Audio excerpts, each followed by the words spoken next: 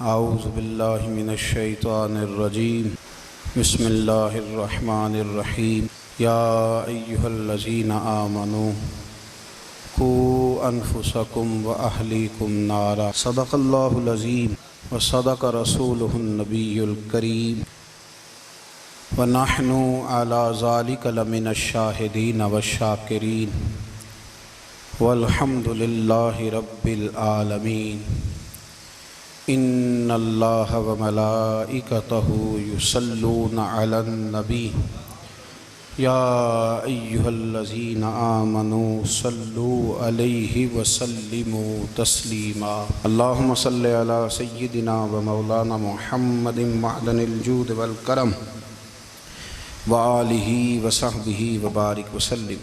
حمد و صلاۃ کے بعد عزیز دوستو، بزرگوں اور بھائیوں، امیر المومنین خلیفۃ المسلمین مراد مصطفیٰ صلی اللہ تعالی علیہ وسلم حضرت سیدنا عمر فاروق رضی اللہ تعالیٰ عنہ کو 26 ذی الحج کو زخم لگا تھا، قاتلانہ حملہ آپ پر کیا گیا تھا، اور یکم محرم الحرام کو اسلام کے اس بطل جلیل، اس قائد، اس لیڈر اور دنیا اسلام پر اپنی سیرت کے انمٹ نقوش چھوڑنے والے اس خوبصورت انسان نے دنیا سے پردہ فرمایا۔ حضرت عمر فاروق رضی اللہ تعالیٰ عنہ ان لوگوں میں سے ہیں جو ابن الوقت نہیں ہوتے، ابو الوقت ہوتے، جو وقت کے مطابق نہیں بدلتے بلکہ وقت کو اپنے مطابق بدل دیا کرتے ہیں۔ یہ وہ لوگ تھے کہ دین ان کا اوڑھنا بچھونا تھا، ان کا چلنا پھرنا دین تھا، ان کا ہنسنا اور رونا دین تھا۔ انہیں علم الیقین سے لے کر عین الیقین تک ایک خاص مقام اللہ نے عطا کر دیا تھا، تو بس پھر یہ سمجھ گئے تھے کہ دین ہی زندگی ہے، دین ہی روح ہے، اور دین ہی ہماری اصل ہے۔ نبی کریم صلی اللہ تعالیٰ علیہ وسلم نے فرمایا کہ میں نے خواب دیکھا ہے، کچھ لوگوں کو میں نے قمیضیں پہنے ہوئے دیکھا، کچھ کی قمیضیں ناف تک تھیں، کچھ کی پیٹ تک تھیں، اور کچھ کی گھٹنوں تک تھیں۔ عمر، میں نے تمہیں بھی دیکھا ہے، تمہاری قمیض تو پیروں سے ٹکرا رہی تھی۔ تو حضرت عمر کہنے لگے، حضور خواب کوئی دیکھتا ہے، تعبیر کوئی بتاتا ہے، پر یہاں کمال یہ ہے کہ خواب بھی آپ نے بتایا ہے، تعبیر بھی آپ ہی بتائیں گے۔ حضور پھر بتا دیں اس خواب کی تعبیر کیا ہے؟ تو حضور نے فرمایا تعبیر یہ ہے کہ کسی کا دین ناف تک، کسی کا گھٹنوں تک، کسی کا پیٹ تک، اور عمر تو سارا ہی دین میں لپٹا ہوا ہے، تو سارا ہی دیندار ہے، سارا ہی۔ حضرت عمر فاروق رضی اللہ تعالیٰ عنہ آئیڈیل ہیں، ایک ہیرو ہیں۔ ان کی زندگی کے درجنوں پہلو ہیں، ہر سال ہم ایک پہلو بیان کر دیتے ہیں، کبھی عدل و انصاف پہ بات کر لیتے ہیں، کبھی نظام حکومت پر۔ ان کی زندگی کا ایک پہلو آج بھی ہماری گفتگو کا عنوان رہے گا، پر حضرت عمر کا مرتبہ اور مقام یہ ہے کہ نبی کریم علیہ السلام نے فرمایا کہ جبریل امین 950 سال میرے عمر کی شان بیان کریں تو عمر کی شان ختم نہیں ہوتی۔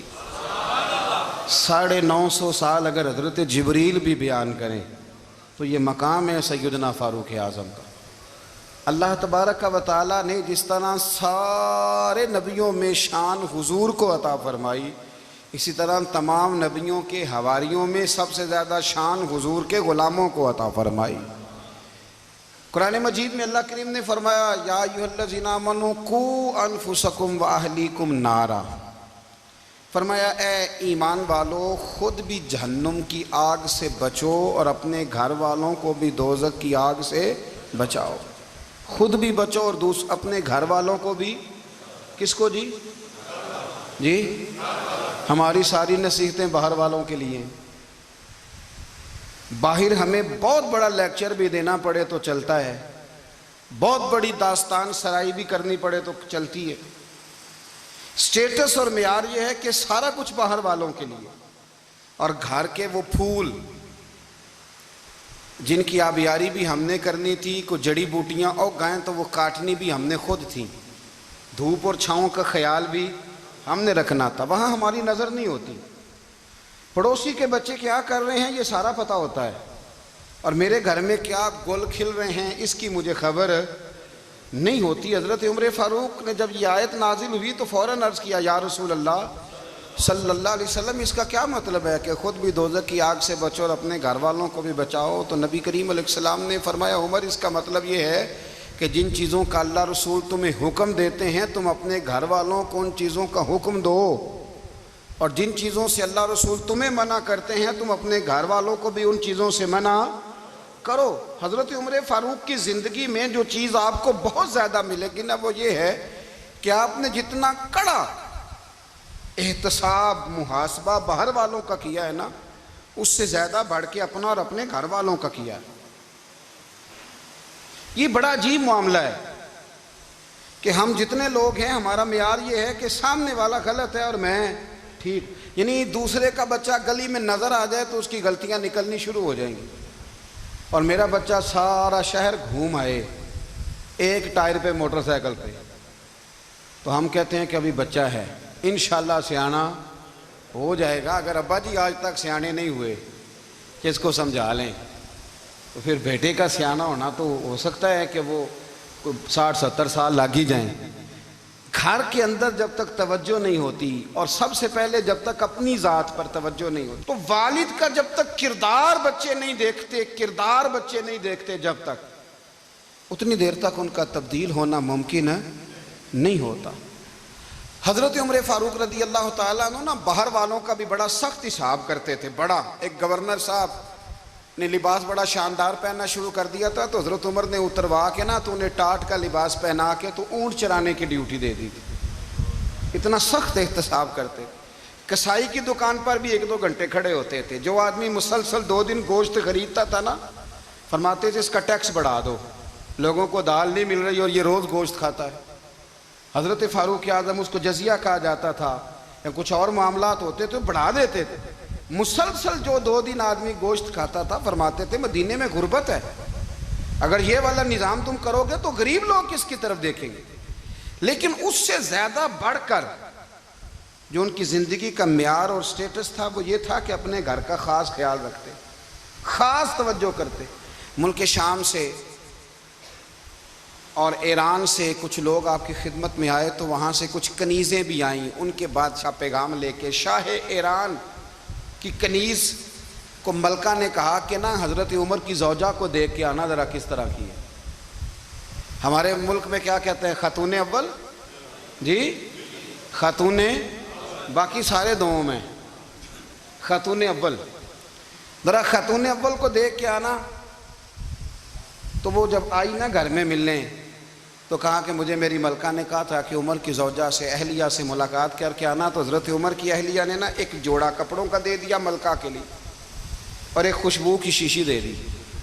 اب جب وہ تحفے وہاں بھیج گئے تو اس ملکہ نے نا کچھ سونے کا سامان بھیجا، کچھ زیورات بھیجے، کچھ تحائف بھیجے۔ جب حضرت عمر کے گھر آئے نا، وہ خادم لے کے آیا، اس نے کہا جی آپ کی اہلیہ نے تحفے بھیجے تھے، تو جواب میں شاہ ایران کی بیوی نے، یہاں جس ملک کا وہ سفیر تھا، انہوں نے بھی یہ بھیجیں۔ تو حضرت عمر فاروق نا وہ تحفے لے کے گھر گئے، تو جا کے کہنے لگے اپنی اہلیہ سے، یہ تو کب سے تحفے تحائف بھیجنے لگ گئی ہے، یہ کب سے نظام شروع ہو گیا؟ تو کہ حضور تحفہ دینا لینا تو ٹھیک ہے، سنت ہے، محبت بڑھتی ہے، تو یہ کوئی قباحت نہیں، اور میں نے اپنی ذاتی استعمال کے لیے جو چیزیں رکھی تھی وہ میں نے دی ہیں۔ تو حضرت عمر فاروق رضی اللہ تعالیٰ عنہ فرمانے لگے، ہم نے کسی ملک کے ساتھ اور اس کے بادشاہ کے ساتھ ذاتی تعلق نہیں بنانا، تعلق جو بھی بنے گا رسول اللہ کے دین کی برکت سے بنے گا۔ ذاتی رشتے نہیں ہم نے قائم کرنے، ذاتی۔ آپ کے ملک کی جو ایئر لائن جس کا ہر سال خسارے کا ڈنڈورا پیٹا جاتا ہے نا، وہ ہمارے بادشاہ صاحب اور صدر صاحب اگر غیر ملکیوں کو گھوڑا کبھی بھیجنا ہو نا، گھوڑا، تو پورا ایک جہاز گھوڑا لے کے تحفے میں جاتا ہے، پورا جہاز غریب قوم کا یہ سرمایہ، اور قوم بڑی بادشاہ ہے، لائنوں میں لگ کے ووٹ دیتی ہے۔ 2 کام ہمیشہ لائن میں لگ کے کرنے، ایک بل لائن میں لگ کے جمع کرانا ہے، اور ایک ووٹ لائن میں لگ کے، تاکہ پھر پورے 5 سال لائن میں ہی لگے رہیں۔ مرضی سے آپ ووٹ دینا، پر جو بات درست ہے اس کو سنو۔ حضرت عمر فاروق رضی اللہ تعالیٰ عنہ نے اپنی اہلیہ سے پوچھا کتنے کا تھا وہ تیرا جوڑا اور خوشبو کی شیشی؟ انہوں نے کہا 3 دینار کی۔ فرمایا یہ 3 دینار تیرے اور باقی جو تحفے آئے ہیں وہ تو خود کہہ، چونکہ اس نے تیرے نام بھیجے ہیں، تو کہہ کہ میں مال غنیمت میں دیتی ہوں، تو کہہ میں مسلمانوں کو کہہ۔ تو زوجہ ہنس پڑی، کہنے لگی میں نہ بھی کہوں تو مجھے کہنا تو پڑے گا ہی، کہنا تو میں نے ہے ہی، کیونکہ سامنے عمر فاروق ہیں، لہذا فرمایا کہہ دیتی ہوں میں نے دیا خزانے کو۔ حضرت عمر نے جمع کرا لیا۔ میں یہ کیا بات ہوئی؟ میرے گھر والے جو مرضی کریں، ان کا معیار زندگی جس طرح کا مرضی ہو۔ اور حضرت عمر ایک جملہ کہا کرتے تھے، اللہ کرے کہ یہ باتیں اس دور حاضر میں ہماری سمجھ میں آئیں۔ حضرت عمر فاروق رضی اللہ تعالیٰ عنہ اپنے بچوں کو فرمایا کرتے تھے کہ بہت آدمی کو بھوک لگی ہو نا، اور پھر اس کی پسند کا کھانا پکا ہو، جتنے شوق سے وہ اس کھانے کو دیکھتا ہے نا، فرمایا اس طرح پوری قوم اپنے بادشاہوں کے خاندان کو دیکھتی ہے، اس تیزی کے ساتھ دیکھتے ہیں کہ ان کے گھر میں کیا ہو رہا ہے، ان کا معیار زندگی کیا ہے، ان کا سٹیٹس کیا ہے۔ سیدنا فاروق اعظم رضی اللہ تعالیٰ عنہ نے اپنے گھر کے اندر اپنے بچوں، آپ کے بچے دونوں کاروبار کے لیے مصر گئے، تو وہاں کے گورنر صاحب نے لوگوں سے، ایک بہت بڑا قافلہ گیا مدینے سے مصر تجارت کے لیے، جاتے ہیں نا آج بھی قافلے کئی ملکوں میں، تو یہ گئے تجارت کے لیے۔ تو حضرت عبداللہ ابن عمر، حضرت عبید اللہ ابن عمر، حضرت عمر کے دونوں بیٹے گئے۔ جناب عمر فاروق کے بچے جب وہاں پہنچے تو مصر کے گورنر نے نا لوگوں کو تعارف کرایا کہ یہ عمر فاروق کے بیٹے ہیں، یہ حضرت یہ چودھری کے بیٹے کو کون بتاتا ہے کہ تو چودھری کا بیٹا ہے؟ باہر والے بتاتے ہیں، گھر والے جی۔ اور سیٹھ صاحب کے بیٹے کو کون بتاتا ہے کہ تو سیٹھ صاحب کا بیٹا ہے؟ اور مالک کو کون بتاتا ہے کہ تو مالک کا بیٹا ہے اور یہ کرایہ دار ہے؟ یہ کون بتاتا ہے؟ یہ سوچ ہم دیتے ہیں بچوں کو، چودھری اور کمی کی سوچ، امیر اور غریب کی سوچ، مالک اور کرایہ دار کی سوچ، گھر کے مالک کی اور کام کرنے والے کی سوچ، یہ ہم دیتے ہیں۔ یاد رکھنا، یہ ہم دیتے ہیں، یہ ہمارا مزاج ہے، یہ باہر سے نہیں آتی۔ تو کوئی شہزادہ ہے، تو سیٹھ ہے، تو نواب ہے، یہ سوچ باہر سے نہیں آتی، یہ اماں سوچ دیتی ہے، اماں، یہ ابا سوچ دیتا ہے۔ اور پھر جب تباہی اترتی ہے تو اس کے ذمہ دار بھی باہر والے نہیں ہوتے، گھر والے ہوتے ہیں، گھر والے۔ ہمارے بچوں کی طبیعتوں پر زیادہ نقش باہر والوں کا نہیں ہوتا، گھر والوں کا ہوتا ہے، یاد رکھیے گا۔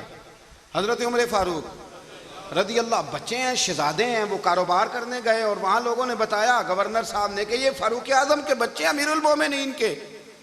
لوگوں نے ان سے زیادہ مال خریدا، تجارت میں زیادہ نفع ہوا، ظاہر ہے کہ وہ آپ کے جو اللہ خیر کرے حکمران ہیں، ان کے کاروبار کتنے ملکوں میں ہیں، کس بنیاد پر ہیں؟ وہ صرف اس بنیاد پر کہ وہ حکمران رہے، ان کے لیے آسان تھا بڑے لوگوں سے تعلقات بنانا۔ حضرت عمر فاروق رضی اللہ تعالیٰ عنہ کے بچے ڈھیروں مال کما کے جب واپس آئے نا، تو حضرت عمر سے آ کے بچوں نے بطور محبت کا، ابا جی اللہ نے بڑا ہی فضل کیا ہے، بڑا مال کمایا الحمدللہ، یہ دیکھیں کتنا نوازا ہے۔ تو حضرت عمر کہنے لگے سارے قافلے نے اتنا ہی کمایا ہے؟ سارے قافلے نے اتنا ہی کمایا ہے؟ کہ حضور نہیں، سارے قافلے نے اتنا نہیں کمایا، سب کو اتنا نہیں ملا۔ وہ تو وہاں گورنر صاحب نے لوگوں کو تعارف کرایا تھا کہ یہ عمر کے بچے ہیں، تو لوگوں نے پھر ہم سے بڑا ہی خریدا۔ تو حضرت عمر فرمانے لگے ٹھیک ہو گیا، میں بات سمجھ گیا ہوں، اس طرح کرو جو تمہاری اصل زر تھی نا، جو راز تھی، وہ رکھ لو اور باقی سارا مال خزانہ میں جمع کرا دو، اس لیے کہ یہ تم نے تجارت نہیں کی، یہ تم نے اپنے باپ کا نام بیچا ہے، یہ تم نے امیر المومنین کے بیٹے ہونے کا فائدہ اٹھایا ہے۔ فرمایا یہ تمہارا نہیں حق، یہ مسلمانوں کا ہے، اس لیے کہ یہ مال تم نے محنت سے نہیں کمایا، یہ باپ کی کرسی کا فائدہ اٹھایا ہے۔ اور فرمایا اگر تم نے مال جمع نہ کرایا تو میں مال بھی لے لوں گا زبردستی اور کوڑے بھی ماروں گا، ڈبل سزا دوں گا، مرضی سے جمع کراؤ گے تو کوڑوں سے بچ جاؤ گے۔ بڑے بیٹے نے تو جمع کرا دیا، تو چھوٹا تھوڑا پریشان ہوا، تو حضرت عبداللہ ابن عمر چھوٹے کا ماتھا چوم کے کہنے لگے بیٹے چپ کر کے جمع کرا، یہاں بھی فخر کر کے ہم عمر کے بیٹے ہیں، اور قیامت میں بھی فخر کریں گے کہ ہم فاروق اعظم کے بیٹے ہیں۔ یہاں بھی ناز کریں گے اور وہاں بھی ناز کریں گے کہ عمر کے بچے ہیں، ہمارے باپ نے خود بھی حلال ہی کھایا ہے، اور جب ہماری کمانے کی باری آئی ہے تو ہمیں حکم بھی حلال کھانے کا دیا۔ بھائی ہمارا مزاج نہیں۔ بچہ جب لے کے آتا ہے 2 لاکھ روپیہ تو کبھی پوچھے کہاں سے آیا ہے؟ جب وہ پہلے دن غلط دوستوں کے پاس جا کے بیٹھتا ہے تو کبھی نکالا گھر سے اسے؟ یہ بہت سارے خمیازے ہمیں اس لیے بھگتنے پڑتے ہیں کہ ہم ابتدا میں سوراخ بند نہیں کرتے، جب اس میں شگاف پڑ جاتا ہے، سیلاب آتا ہے تو ہمیں ہوش آتی ہے۔ حضرت عمر نے اپنے گھر میں نگرانی رکھی، کڑی نگرانی۔ زیادہ نماز گھر میں پڑھتے تھے حضرت عمر، نفلی نمازیں زیادہ کیوں بلا؟ بھائی یاد رکھیں کہ آپ نے اگر سجدہ کرنا ہے تو بچہ لیٹ جائے گا، وہ اسے پتا کوئی نہیں سجدہ کیا ہے، لیکن جب گھر میں کبھی قرآن ابا جی کھول لیں نا، جب ابا جی کا موڈ بن جائے نا لیکچر دینے کا، وہ گھر میں شروع ہو جاتے ہیں، کہتے ہیں آپ لوگ نماز نہیں پڑھتے اس لیے میرے کاروبار میں برکت کوئی نہیں، تم سویرے قرآن پاک نہیں کھولتے تو میں تباہ ہو گیا ہوں۔ تو میاں آپ نے کب گھر میں قرآن پاک کھولا تھا؟ آپ نے کب نماز پڑھی؟ آپ نے کب گھر کے اندر اللہ رسول کا ذکر کیا تھا؟ آپ نے کب حدیث چھیڑی؟ آپ نے بھی تو گھر کے اندر جب بھی آپ آئے ہیں تو آپ نے وہی کچھ کیا جو دنیا دار کرتے ہیں۔ آپ بھی تو اپنا موبائل لے کے الگ کونے میں بیٹھ گئے، آپ نے بھی تو کہا ہے کہ اب تمہارے چینل ختم، اب میری مرضی والا چلے گا۔ تو جو آپ نے کیا ہے بچے بھی وہی کام کریں گے۔ آپ نے بھی گپ شپ لگائی ہے تو وہ بھی لگا رہے ہیں۔ یہ سمجھ لیں جو کام آپ کریں گے آپ اپنے بچوں کی سیرت میں اس کا جلوہ دیکھ لیں گے۔ بڑی پکی سی بات ہے کہ آپ کو بچے کی عادتیں دیکھ کے سمجھ آ جائے گی کہ میں بھی یہی کرتا تھا اور یہ بھی۔ حضرت عمر فاروق رضی اللہ تعالیٰ عنہ وصال فرما گئے تو آپ کے وصال کے بعد حضرت عثمان غنی رضی اللہ تعالیٰ عنہ نے آپ کی ایک بیوہ سے نکاح کیا، حضرت عمر کی ایک بیوہ سے۔ جب وہ آپ کے نکاح میں آئی تو کہنے لگی حضرت عثمان غنی سے کہ حضور نہ تو میں خوبصورت ہوں اور نہ میں جوان ہوں، نہ آپ کی کوئی خدمت کر سکتی ہوں، میرے ساتھ نکاح کرنا سمجھ میں نہیں آیا۔ کیا شاندار جواب دیا حضرت عثمان غنی نے، کیا خوبصورت جواب دیا۔ فرمانے لگے میں نے اس لیے نکاح نہیں کیا کہ مجھے تمہارے حسن سے دلچسپی تھی یا تمہاری خدمت کی ضرورت تھی، میں نے تو اس لیے نکاح کیا ہے کہ مجھے بتاؤ عمر فاروق گھر کے اندر اپنے رب کی عبادت کس طرح کرتے تھے، وہ قرآن پاک کس طرح پڑھتے تھے، وہ رویا کیسے کرتے تھے، استغفار کا طریقہ کیا، کس وقت کس انداز میں وہ اپنے رب کو یاد کرتے تھے۔ اس لیے کہ عمر کئی دفعہ گھر سے آتا تھا تو میں اس کے چہرے پر نور دیکھا کرتا تھا، میں روشنی دیکھتا تھا، ایک معیار دیکھتا تھا۔ نکاح اس لیے کیا ہے کہ مجھے عمر کی جو گھر کے اندر کی عبادت ہے اس سے آگاہ کرو، تاکہ عثمان غنی بھی چاہتے ہیں اس طرح کے عمل کرو جس طرح کہ عمر فاروق کر کے گئے ہیں۔ بھائی جب تک ہم اپنے گھر میں وہ توجہ نہیں دیں گے، وہ مزاج دیکھیں نا، ہمارے گھروں میں جب نقشہ پاس ہوتا ہے تو ٹی وی لان بھی اس میں ہوتا ہے، ڈرائنگ روم بھی ہوتا ہے، نماز کی جگہ بھی ہوتی ہے نقشے میں۔ صحابہ جب گھر بناتے تھے تو ایک مسجد بیت کا نقشہ پاس کرتے تھے، ذہن میں رکھتے تھے کہ یہ کونا نماز کے لیے، وہاں جوتے لے کے کوئی نہیں جائے گا، وہاں نماز پڑھی جاتی تھی، عورتیں وہاں اعتکاف کرتی۔ ٹی وی لان تو آ گیا ہے اور گھر کے اندر ٹی وی رکھنے کے لیے تو ایک کمرہ الگ سے بنا دیا گیا ہے، اور اب جو نئے نقشے پاس ہو رہے ہیں اس کے اندر گھروں کے اندر جگہ بنائی گئی ہے جہاں کمپیوٹر رکھے جائیں، اور بچوں کے لیے وائرنگ ہوگی نیچے تاکہ انہیں کوئی مشکل درپیش نہ ہو۔ یہ ساری چیزیں ہم نے نہانے کے لیے گھروں کے اندر اتنے بڑے واش روم بنائے ہیں کہ لگتا یہ ہے کہ سوائے نہانے کے اور کام ہی نہیں کوئی گھر میں ہوگا، ہر چیز آ گئی، پر اللہ کرے کوئی تفسیر بھی ٹیبل پہ پڑی نظر آئے، کوئی حدیث کی کتاب بھی ٹیبل پہ پڑی نظر آئے۔ اللہ کرے کہ جس طرح ابا لطیفہ سن کے آتا ہے تو جب تک سنا نہ لے اسے ہضم نہیں ہوتا، اللہ کرے کہ وہ جمعے میں بیان سن کے جائے تو اس کا بھی دل کرے میں اپنے بچوں کو سناؤں، وہ نبی پاک کی کوئی حدیث کہیں سے سنے تو گھر جا کے سنائے۔ جب تک یہ معیار نہیں بنتا آپ کیسے توقع کرتے ہیں کہ گھر کے اندر اللہ کی رحمتیں نازل ہوں گی؟ آپ یہ کیسے توقع کرتے ہیں کہ گھر کے اندر وہ معیار اور وہ مزاج بنے گا؟ حضرت عمر فاروق نے ذاتی زندگی پر جو توجہ دی، گھر والوں کے معیار پر جو توجہ دی حضرت عمر فاروق رضی اللہ تعالیٰ عنہ نے، وہ بھی بڑی دیدنی ہے۔ حضرت ابو موسیٰ اشعری کو نا آپ نے وزیر خزانہ بنایا، وزیر خزانہ، تو حضرت ابو موسیٰ اشعری کہتے ہیں کہ حضرت عمر کو شے خزانے میں رہنے تو دیتے نہیں تھے۔ ایک دن میں صفائی کر رہا تھا اس کمرے کی جس میں خزانہ رہتا تھا۔ ہمارے تو ملک میں جو جاتا ہے وہ صفائی کر کے ہی جاتا ہے، اللہ خیر کرے. اور خیر معیار بدلتا ہے. جو پچھلی حکومت ہوتی ہے وہ قرضہ اٹھاتی ہے, وہ باہر سے جاتی ہے تو قرضہ لے کے آتی, اور جو نہیں آتی ہے وہ کہتی ہے ہمیں پیکج مل گیا ہے. وہ قرضہ نہیں اٹھاتے, ان کو کیا ملتا ہے؟ یعنی پچھلی نے قرضہ لیا تھا اور ہم نے, واہ جی واہ کیا خوبصورت انداز ہے. اس کا نام بدل کے نا, انہوں نے قرضہ لیا تھا اور ہم نے, میں کہا بڑے شاندار سیانے بندے ہو گئی. اور اللہ تعالیٰ خیر فرمائے, ہمارے جو بڑے شاندار قسم کے دوست ہیں نا, شاندار, جن کا ادب سے نام لیتے ہیں, وہ عرب کے بادشاہ ہیں. ہم تو عرب خالی کہتے بھی نہیں, عرب شریف کہتے ہیں, عرب شریف. انہوں نے پتہ کیا کیا ہے؟ انہوں نے اس طرح کیا ہے کہ جو کشمیریوں کا قاتل تھا نا, اس کے گلے میں میڈل ڈال دیا ہے. یہی کام وہ کرتے رہتے. انہوں نے پہلے انہیں بلا کے مندر بھی بنوائے تھے, ہمیں کوئی شکوہ نہیں, ان کی زمین ہے, اللہ تعالیٰ توفیق عطا کرنے والا ہے. پر خیال یہ تھا کہ چلو کشمیریوں کے زخم پر نمک نہ چھڑکتے, 2 مہینے انتظار کر لیتے, کچھ حالات سنور جاتے, کچھ تھوڑا انتظار. ہیں ہمارے دوست, ہمارے وزیر اعظم صاحب جب جاتے ہیں تو وہ پھولوں کا ہار ڈالتے ہیں ہمارے دوست. لیکن انہیں وہ حدیث یاد نہیں کہ نبی پاک علیہ السلام نے فرمایا جب میرے مومن کو تکلیف ہوتی ہے تو مجھے بھی گنبد خضرا میں تکلیف ہوتی ہے. انہیں نہ کشمیریوں کا خون یاد نہیں آیا, انہیں برہان وانی کی کٹی ہوئی لاش یاد نہیں آئی, انہیں 30,000 بیوہ عورتیں 30,000 بیوہ عورتیں یاد نہیں آئی, 30,000 بیوہ عورتیں جن کے سہاگ اجڑ گئے, اور انہیں 1.25 لاکھ یتیم بچہ یاد نہیں آیا جو یتیمی کی زندگی گزار رہا ہے.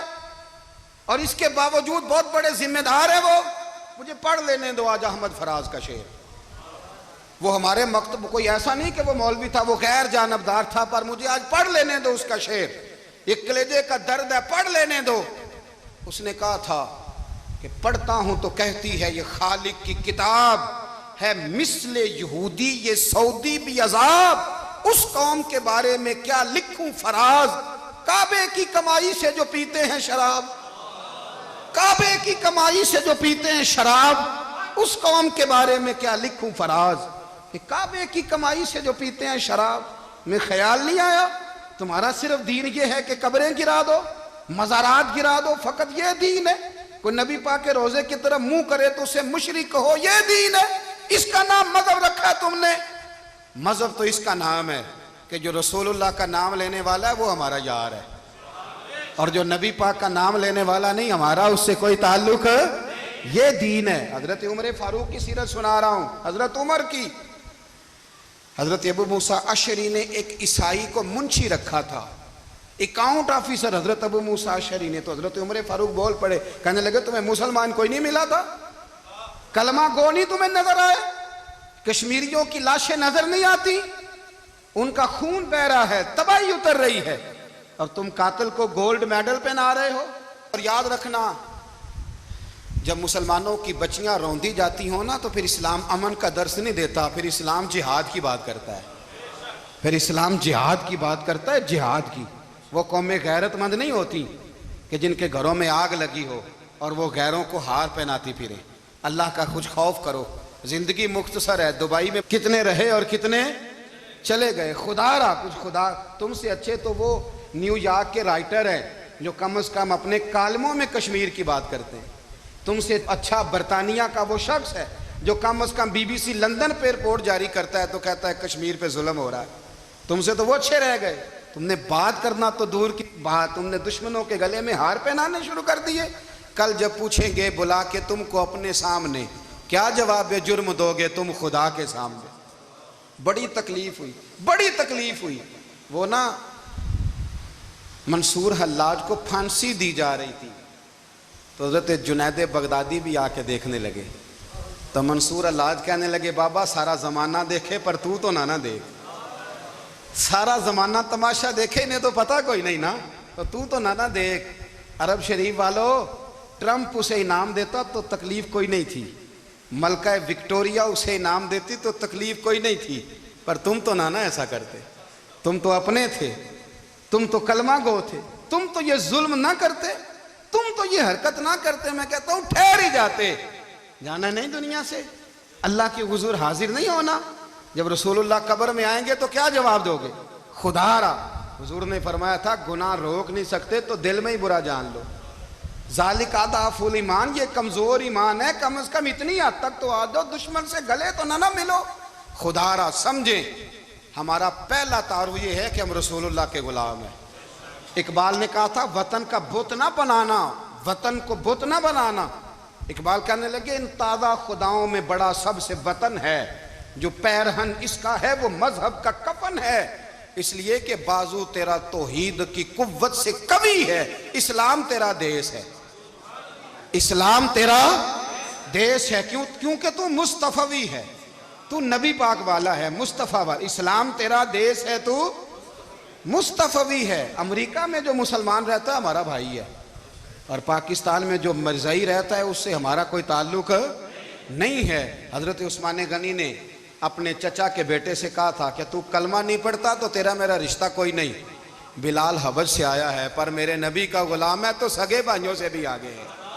ہزاروں قومیں وجود میں آئیں دہر میں خشک و تر کے رشتے سے، پر ہم نے بنیاد دوستی رکھی یاد خیر البشر کے رشتے سے.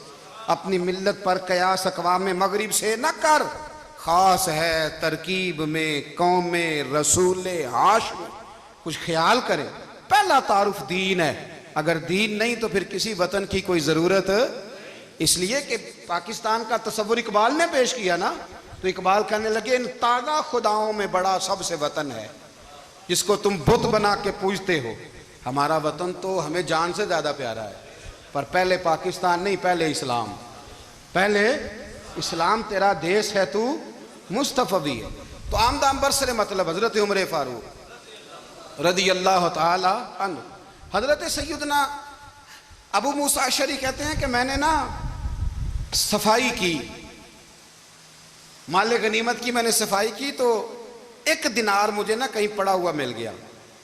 تو فرماتے ہمیں اجازت ہوتی تھی کہ ایک آدھ دینار ہم اپنی مرضی سے کہیں خرچ کر سکتے. اگر آپ ناراض نہ ہوں تو ہمارے ہاں جب چیئرمین صاحب ناظم صاحب ٹھیکے دیتے ہیں تو ٹھیکیدار ان کا چھوٹا بھائی ہوتا ہے، یا چچا کا بیٹا ہوتا ہے، یا خالہ کا بیٹا ہوتا ہے. وہ خود ناظم ہوتے ہیں اور ان کا چھوٹا بھائی ٹھیکیدار ہوتا ہے. یعنی وہ نا سارا کچھ گھر کے اندر ہی رہتا ہے. گھر کے اندر ایک پیسہ دیتا ہے، دوسرا واپس اس کو واپس کر دیتا ہے، گھر کے اندر ہی. اب تو خیر ہمارے لوگ سمجھدار ہو گئے. ایک بندہ ایک سیاسی جماعت میں ہوتا ہے، دوسرا دوسری میں، اور تیسرا جس کی بھی حکومت آئی حکومت تو ہماری رہے گی نا. ایک بندہ تو ہے نا اس جماعت میں. یہ اچھا لوگوں نے ایک طریقہ نکالا ہے. تو حضرت عمر کے بیٹے گزر رہا تھا تو حضرت ابو موسیٰ اشعری کہتے ہیں میں نے صفائی کی تو ایک دینار نکلا. تو میں نے وہ ایک دینار نا حضرت عمر کے بیٹے کو دے دیا. میں نے کہا لو بیٹا اپنے چچا کی طرف سے تحفہ. تو گھر جا کے انہوں نے حضرت عمر کو بتایا کہ چچا نے پیسے دیے ہیں. چھوٹے بچے تھے. حضرت عمر نے حضرت ابو موسیٰ اشعری کو بلا لیا اور بلا کے فرمانے لگے میں تو تمہیں اپنا دوست جانتا تھا اور تو نے میری اولاد کو ہی دنیا دار بنانا شروع کر دیا. میرے بچوں کو ہی تم نے دنیا دار پیسوں پہ لگانا شروع کر دیا. میں تو تمہیں یار سمجھتا تھا. فرمایا تمہیں چاہیے تھا میرے بیٹے کو نصیحت کرتے کہ بیٹا پیسوں سے رب راضی نہیں ہوتا، اس کی رضا والے کام کیے جائیں تو رب راضی ہوتا ہے. اور فرمایا تمہیں کوئی اور گھر نہیں ملا تھا تباہ کرنے کے لیے، میرا ہی گھر ملا تھا. اٹھاؤ اپنا دینار اور خبردار آج کے بعد میرے بچوں کے ساتھ یہ والی نیکی نہ کرنا. اور ہمارا کیا سٹیٹس ہے؟ دوستی ہے یہ اس سے جو تحفے زیادہ دے، جو بچوں کو خراب کرنے میں مدد زیادہ کرے اس کے ساتھ یہ رہنا.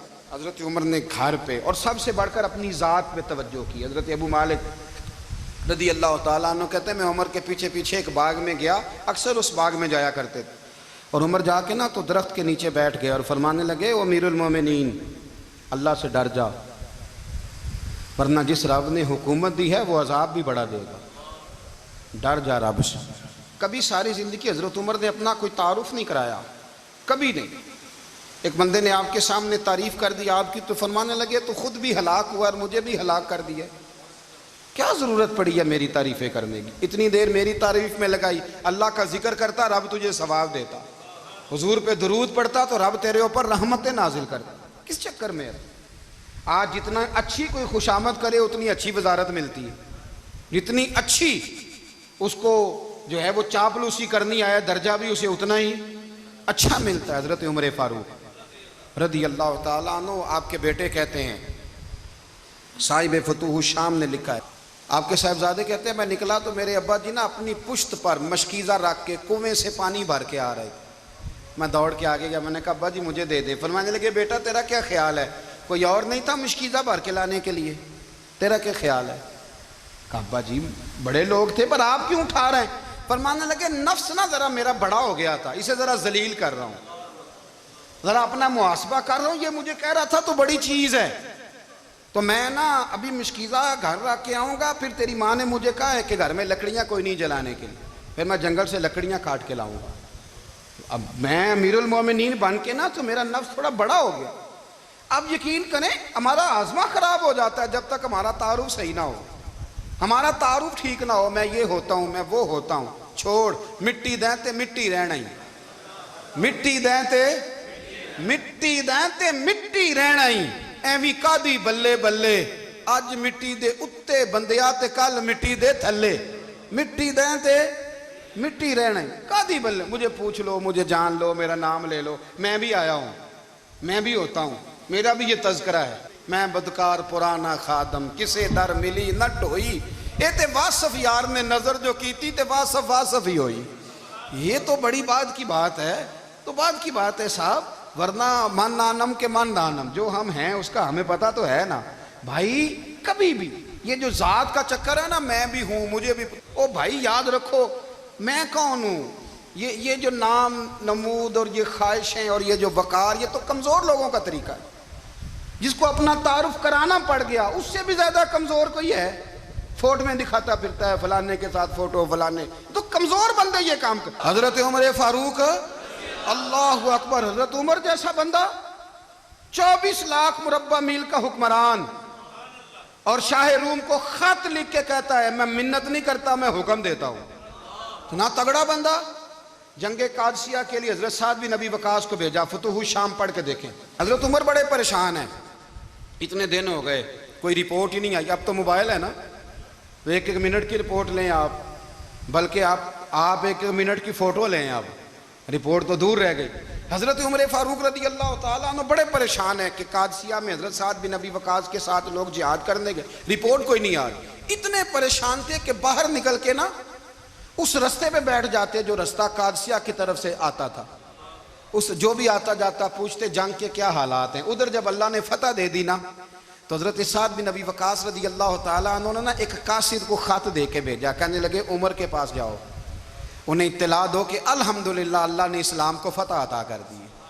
یہ حضرت عمر کو جا کے دینا، وہ بڑے پریشان ہوں گے۔ وہ جو اس زمانے میں اس طرح ہوتا تھا کہ کئی دور دور سے صحابہ جو دوسرے شہروں کے ملکوں کے رہنے والے ہوتے تھے وہ بھی آ کے شامل ہو جاتے تھے جہاد میں، کوئی ایک دفعہ مدینے آیا، کوئی 2 دفعہ آیا، پھر اپنے اپنے علاقوں میں بہت سارے لوگوں نے زیادہ دفعہ حضرت عمر کو دیکھا بھی نہیں تھا۔ وہ جو قاصد خط لے کے آیا تھا نا اس نے 1 دفعہ دیکھا تھا، حضرت عمر بوڑھے ہو گئے، وہ پہچانتا نہیں تھا۔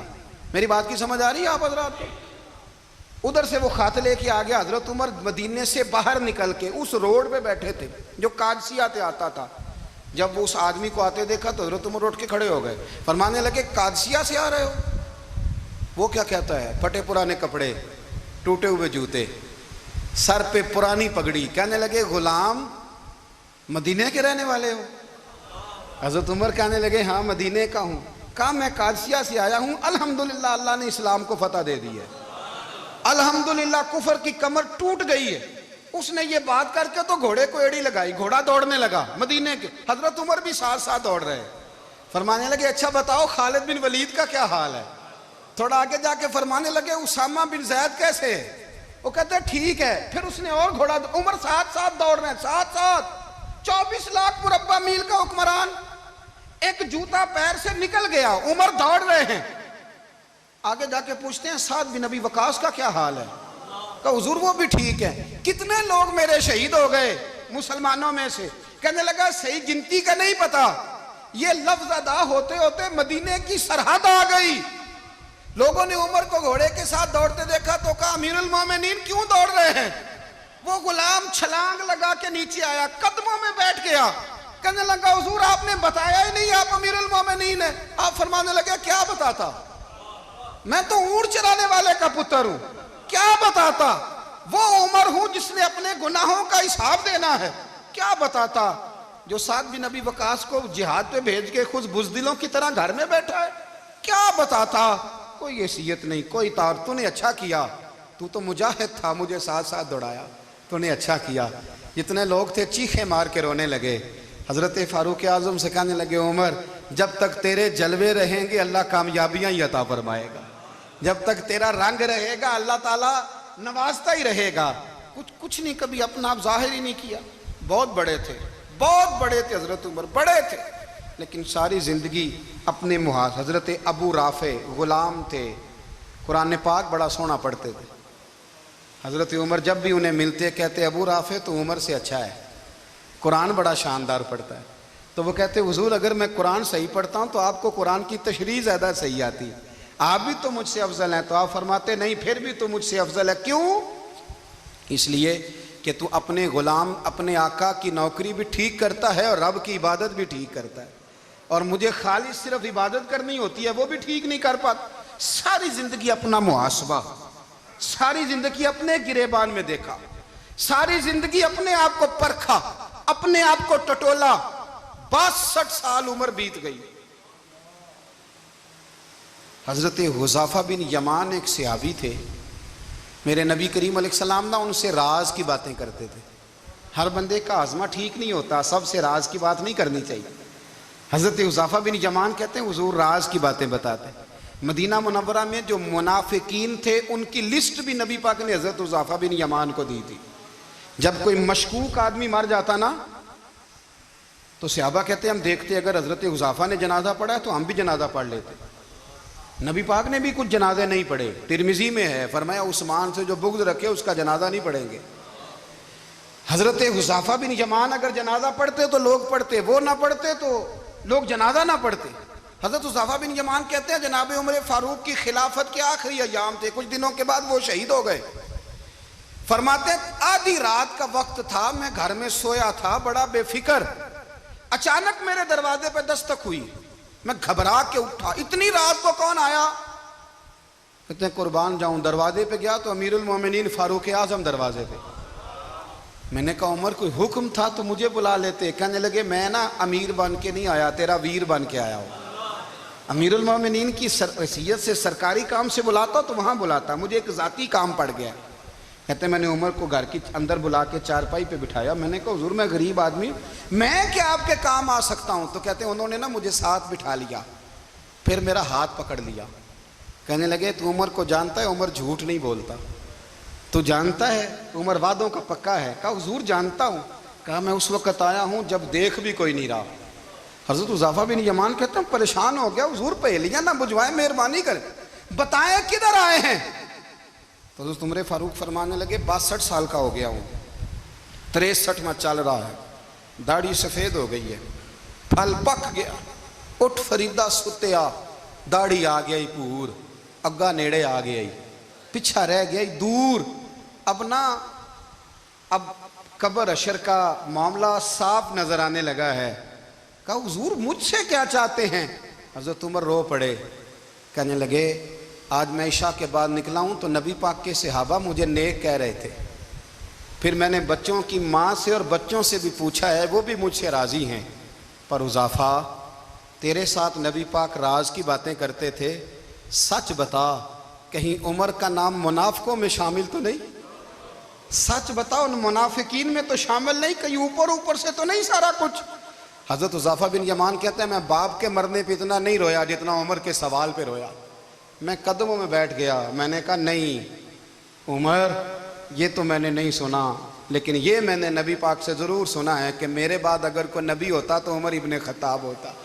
یہ میں نے اپنے کانوں سے سنا ہے کہ عمر جس گلی سے گزرے شیطان رستہ بدل جاتا ہے۔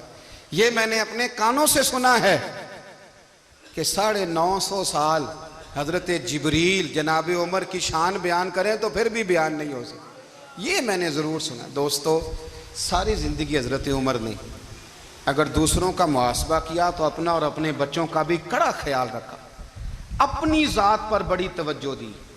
جو لوگ اپنا بھول جاتے ہیں نا، ہمیں اپنی صحت کا بڑا خیال ہے لیکن اپنی روحانی زندگی کا کوئی خیال نہیں ہے، قلبی زندگی کا کوئی تصور نہیں ہے۔ آپ یقین کریں موٹا آدمی کمزور ہونے کے لیے جدوجہد کر رہا ہے، کمزور طاقتور ہونے کے لیے، لیکن جس کو کتنے دن بیت گئے اللہ رسول کی یاد میں رویا ہی نہیں، کتنے دن بیت گئے نہ سننے کو دل ہی نہیں چاہا، جسے مہینوں بیت گئے اور قرآن پاک کی طرف نظر ہی نہیں گئی، وہ فکر مند ہی نہیں۔ زندگی زندہ دلی کا نام ہے، مردہ دل کیا خاک جیا کرتے ہیں۔ بھائی حضرت عمر کی زندگی دور حاضر میں ہمیں یہ سبق دیتی ہے کہ کڑی نگرانی رکھو اپنے پودوں کی، کڑا خیال رکھو اپنے ذاتی باغ کا، اور یہ جو تمہارے دل کی دنیا ہے، یہ تمہاری روح کی زندگی ہے، اس کا محاسبہ کرتے رہو۔ نبی کریم علیہ السلام نے فرمایا اپنا حساب خود کر لو قبل اس کے کہ تمہارا حساب کیا جائے۔ اپنا حساب بولیے، اپنا حساب۔ ہم ساری دنیا کا حساب کرتے پھرتے ہیں، کوئی کہاں سے کماتا ہے کہاں کھاتا ہے، پر اپنا حساب حضور نے فرمایا حساب کر لو قبل اس سے کہ تمہارا حساب۔ مولا علی فرماتے ہیں نماز پڑھ لو قبل اس کے کہ تمہاری نماز پڑھی جائے، نماز پڑھ لو قبل اس کے کہ تمہاری۔ اپنا محاسبہ کریں، تھوڑا سا نا اوپر دائیں بائیں دیکھنے کی بجائے تھوڑی سی گردن جھکا کے نا، درویش کہتے ہیں برے بندے نو میں لبن ٹریا تے جگ تے ملیا نہ کوئی، اپنے اندر چاتی پائی تے میتھوں برا نہ کوئی۔ تھوڑی سی نا، تھوڑی سی اپنی طرف توجہ دیں۔ ہم نا بے چین وقت گزار رہے ہیں، بے قرار ہیں، بے سکون ہیں، سبب یہ ہے کہ ہم نے نا اپنا حساب کرنا چھوڑ دیا ہے۔ حساب کرو گے، بے حساب تو بندہ روٹی کھا لے تو بیمار ہو جاتا ہے، اور اگر زندگی بے حساب گزرے، گناہوں کا حساب ہی نہ کیا جائے، تقوی کی طرف توجہ ہی نہ کی جائے، تو پھر زندگی دشوار ہو جاتی ہے۔ اور اللہ پوری امت مسلمہ کو ایک حضرت عمر فاروق رضی اللہ تعالیٰ عنہ کے طریقے پر چلنے والا لیڈر عطا فرما، ہمیشہ مدحت خیر الانام میں گزرے۔ دعا ہے یہ عمر درود